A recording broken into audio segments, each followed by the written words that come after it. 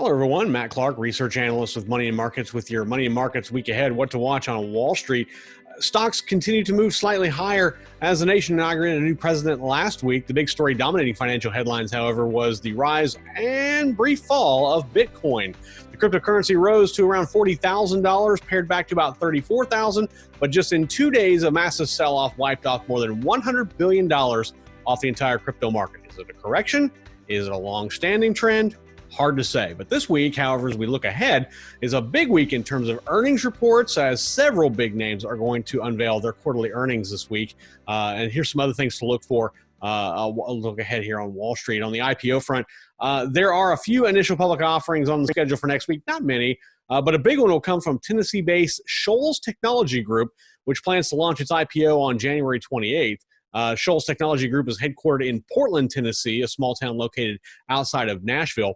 The company produces energy balance system products primarily used for the solar energy industry. Now, these ESOB products help carry electric current produced by solar panels to an inverter and then eventually to a power grid. So it's the way that power comes from a solar panel and gets all the way to the grid where it is then sold to the consumer. In its prospectus, the company said it believed that approximately 54% of solar energy generation capacity installed in the U.S. during the 12 months ending on September 30th of 2020 used at least one of Shoals Technologies' EBOS products. Now, the IPO launch comes at a time when the new Biden administration is pledged to spend more on the nation's renewable energy infrastructure. The company plans to trade on the Nasdaq Global Market Exchange under the ticker SHLS. Renaissance Capital reported that Shoals Technology is looking to raise $1 billion by offering 50 million shares at a price range of between $19 and $21 per share. Using the midpoint of the price range, the company could have a market value of around $3.4 billion. Now, of the shares being offered, BlackRock and ClearBridge Investments are planning to buy 150 million and 125 million worth of shares, respectively.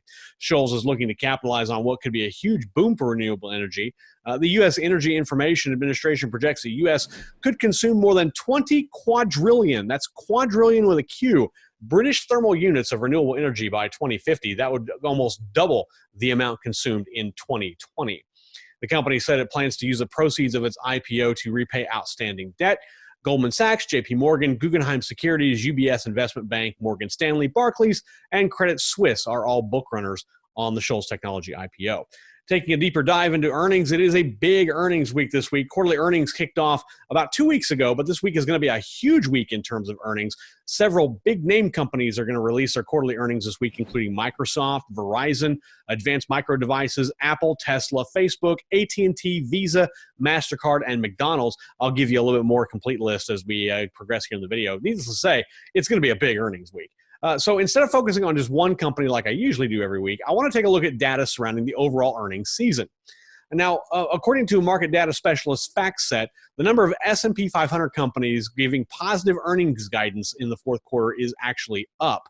The data company said 56 companies have given positive earnings guidance in the quarter, the most since 2017, most even beyond 2017, which was the last time that more than 50 companies actually gave positive guidance. It was the first quarter of 2018. FactSet said of the 56 companies providing that guidance, 29 of those companies were in the information technology and industrial sector. If the number does hold, then it will be the highest number of S&P 500 companies issuing positive earnings per share guidance since FactSet started tracking the data back in 2006. Now, as of a week ago, our S&P 500 companies are expected to report earnings declines of around 6.8% for the fourth quarter. But over the last 5 years, however, FactSet said actual earnings have exceeded estimated earnings by 6.3%. Now, during that time, 74% of S&P 500 companies have reported earnings per share above the mean EPS estimates on the average. But in Q2 and Q3 of 2020, actual earnings of S&P 500 companies exceeded estimates by 21.3% on average. Over the last 2 quarters, 84% of S&P 500 companies reported actual earnings per share above the mean estimate. What does it mean? Well, it may mean nothing, but it could signify that more companies continue to outperform earnings per share estimates in the fourth quarter. Taking a look at our data dump for this week, the week's data dump starts on Tuesday when the Federal Housing Finance Authority will release its U.S. House Price Index reading for November. The index reflects a change in house prices across the country. A high reading is a bullish signal for the U.S. dollar, while a lower reading is a bearish signal. In October of 2020, the last time the readings were calculated, home prices jumped 10.2%, more than the 9.1% increase shown in September. On Wednesday, also, the Federal Open Market Committee will vote on where to set the Fed's interest rate. Really not much of a secret here. The interest rate is a key component in currency valuation, and the committee has held interest rates steady at about 0.25% since the outbreak of the coronavirus back in March of 2020. It's really expected those rates are going to hold steady for now and in the foreseeable future. The Commerce Department will unveil their real consumer spending for the fourth quarter on Thursday.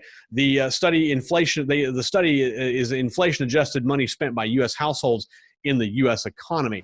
Real consumer spending has been up more than 40% each of the last 3 months of 2020, following consecutive 30+% declines. Continued increase in consumer spending could spell higher short-term demand in the U.S. economy, but still, the key here is trying to get back to those pre-COVID levels before March of 2020. Now, to finish off the money markets week ahead, here's a look at some of the key earnings reports coming out this week. On Monday, relatively slow, Archer Daniels Midland and Steel Dynamics will report. However, things ramp up on Tuesday when Microsoft, Verizon, Advanced Micro Devices, Raytheon Technology, Lockheed Martin, and General Electric will all present their quarterly earnings. On Wednesday, it just keeps rolling. We'll have Apple, Tesla will be an interesting one to watch, Facebook, AT&T, Boeing, and General Dynamics. On Thursday, Visa, MasterCard, Comcast Corporation, McDonald's, Mondelez International, and Northrop Grumman will all report. And then on Friday, we'll close things out with Eli Lilly, Chevron, and Honeywell International. That's all for me this week. Until next time, everyone, this is Matt Clark, research analyst for Money and Markets, bidding you safe trading.